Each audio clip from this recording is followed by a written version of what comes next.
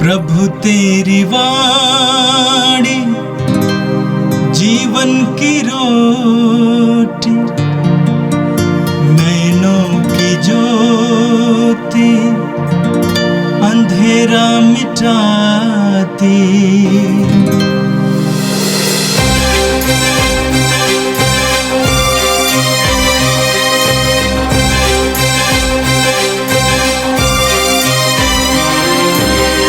प्रभु तेरी वाणी जीवन की रोटी, नैनों की ज्योति अंधेरा मिटाती।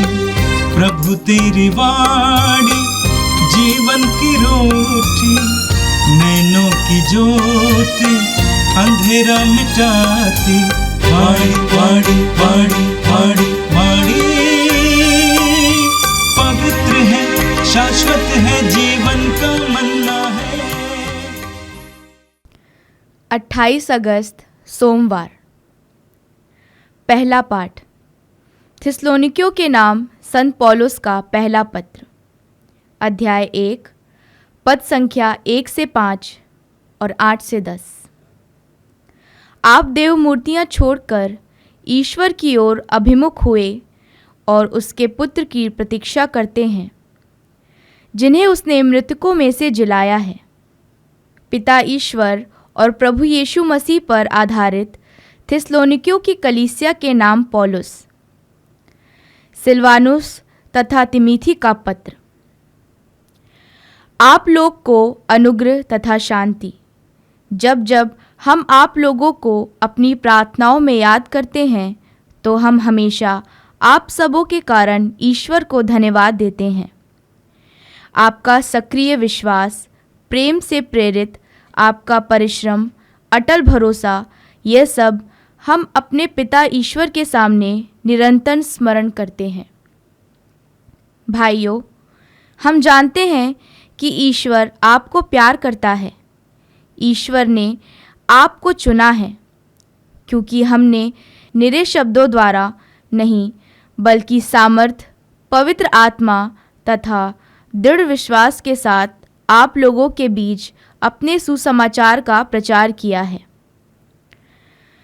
ईश्वर में आपके विश्वास की चर्चा सर्वत्र हो रही है। हमें कुछ नहीं कहना है। लोग स्वयं हमें बताते हैं कि आपके यहाँ हमारा कैसा स्वागत हुआ और आप किस प्रकार देव मूर्तियाँ छोड़कर ईश्वर की ओर अभिमुख हुए, जिससे आप सच्चे तथा जीवंत ईश्वर के सेवक बन जाएं और उसके पुत्र यीशु की प्रतीक्षा करें, जिन्हें ईश्वर ने मृतकों में से जिलाया है।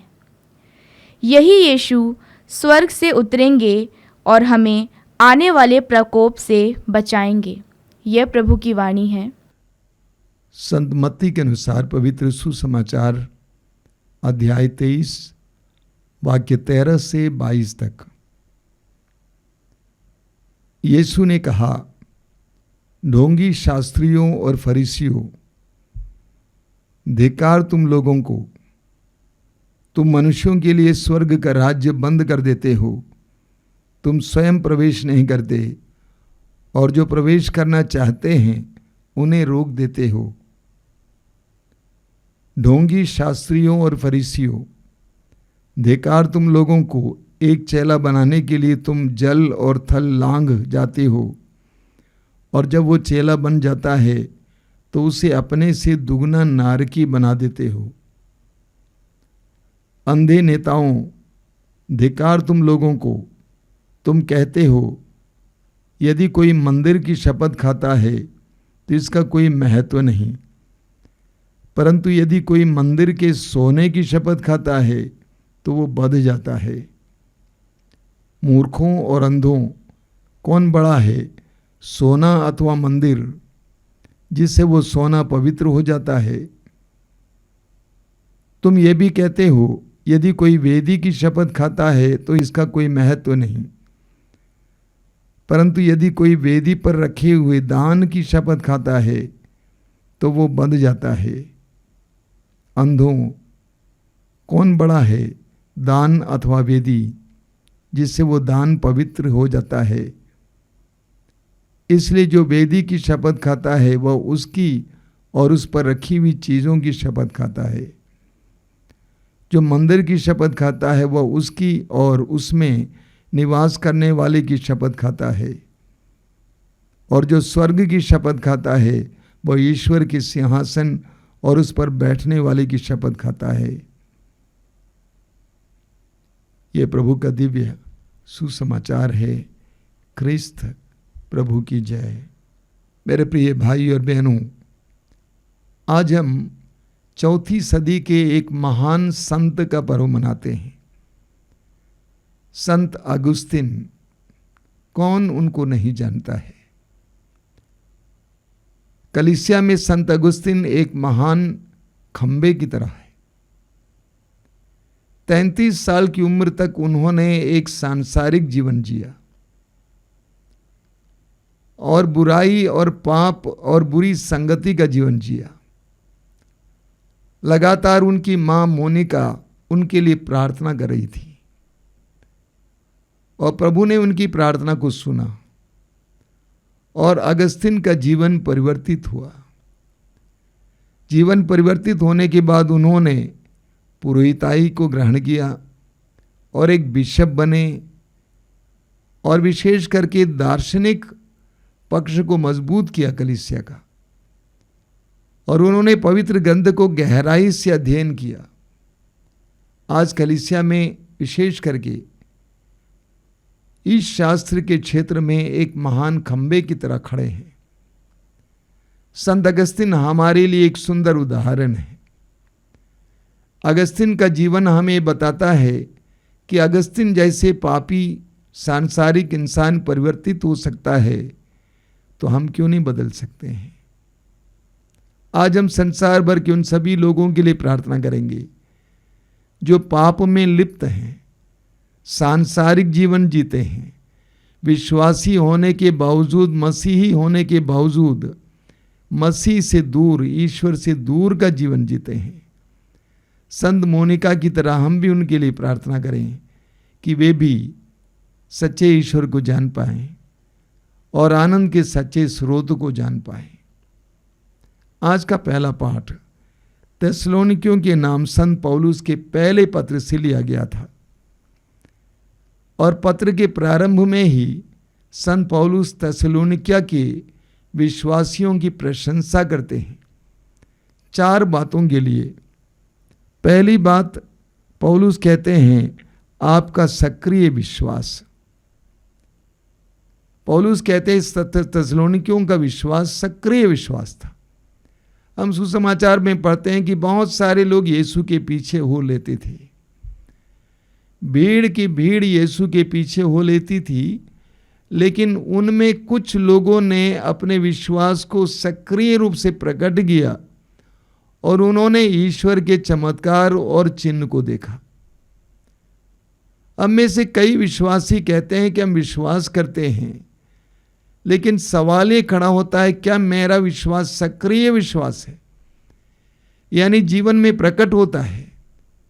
क्या मेरा विश्वास ठोस विश्वास है? दूसरी बात पौलुस कहते हैं प्रेम से प्रेरित आपका परिश्रम। एक बहुत गहरी बात है। पौलुस कहते हैं कि आप परिश्रम करते हैं, लेकिन वो परिश्रम प्रेम से प्रेरित है। वो प्रतिद्वंद से और कंपटीशन से प्रेरित नहीं है। अपने को और अच्छा बनाने के लिए या दिखाने के लिए, दिखावे के लिए नहीं है, बल्कि प्रेम से प्रेरित परिश्रम। यानी आपके परिश्रम में प्रेम दिखाई देता है, आपके कार्यों में प्रेम दिखाई देता है। तीसरी बात जिसके लिए पौलुस थिस्सलुनीकियों को प्रोत्साहित करते हैं और उनकी प्रशंसा करते हैं वो यह है कि उनका अटल भरोसा। वहां की कलीसिया के लोगों ने ईश्वर पर, विशेष करके यीशु पर अटल भरोसा रखा। मैंने देखा कि बहुत सारे विश्वासियों के जीवन में भरोसे की कमी है। जब विश्वास पक जाता है तो वो भरोसा बन जाता है। एक अटूट विश्वास, एक भरोसा कि ये विश्वास योग्य है, ये सत्य प्रतिज्ञा है, ये बात को नहीं बदलेंगे। एक ऐसा भरोसा उनके अंदर था। चौथी बात जिसके लिए संत पौलुस उनको उनकी प्रशंसा करते हैं वो यह है कि उन्होंने जीवित ईश्वर पर विश्वास किया। अन्य देवी देवताओं और अन्य प्रकार के विश्वासों को त्याग कर, अंधविश्वास को त्याग कर सच्चे और जीवित ईश्वर पर विश्वास किया। मेरे प्रिय भाई और बहनों, पौलुस थिस्सलुनीकी की कलीसिया को प्रोत्साहित करते हैं, उनकी प्रशंसा करते हैं। आज प्रभु हमसे भी कहते हैं कि हमारा भी विश्वास और भरोसा थिस्सलुनीकी की कलीसिया की तरह हो, हमारा भी परिश्रम प्रेम से प्रेरित हो, हम भी सच्चे और जीवित ईश्वर पर विश्वास करें। हमारा भी विश्वास सक्रिय विश्वास हो, जो जीवन में प्रकट किया जाता है, जो जीवन में एक एक बात में प्रकट किया जाता है। हम इसके लिए विशेष प्रार्थना करेंगे। और आज का सुसमाचार संत मत्ती के सुसमाचार की अध्याय 23 से लिया गया था। आज के सुसमाचार में आपने सुना कि प्रभु यीशु अपने समय के धर्म गुरुओं को लताड़ते हैं। प्रभु ने उनसे कहा, ढोंगी शास्त्रियों और फरीसियों, धिक्कार तुम लोगों को, तुम मनुष्यों के लिए स्वर्ग का राज्य बंद कर देते हो। तुम स्वयं प्रवेश नहीं करते और जो प्रवेश करना चाहते हैं उन्हें रोक देते हो। प्रभु ने उन्हें ढोंगी कहा क्योंकि उनके अंदर ढोंग था, कपट था, छल था। अपने को धर्मी समझते थे लेकिन स्वर्ग के राज्य के लायक जीवन नहीं जीते थे। एक धर्म गुरु में बहुत बड़ी शक्ति होती है, बड़ा सामर्थ्य होता है।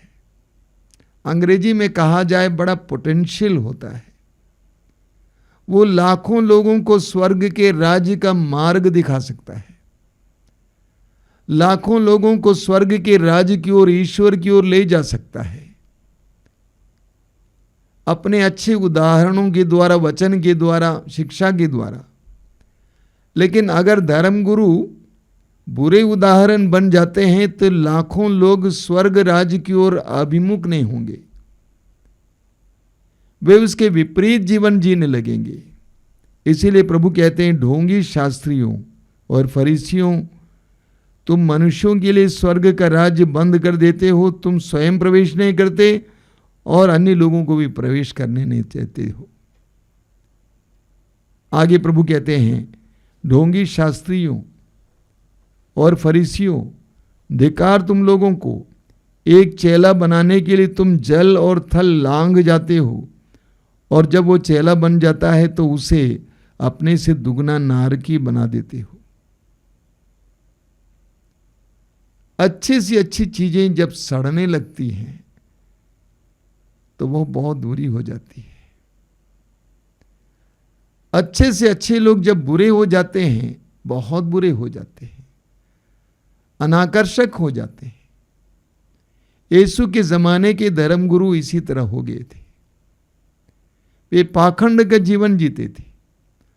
हालांकि वे अपने लिए चेले ढूंढते थे, चेले मिल जाते थे, लेकिन चेले जितना करीब इनके आते थे उतना उनसे विकर्षित हो जाते थे, अनाकर्षित हो जाते थे।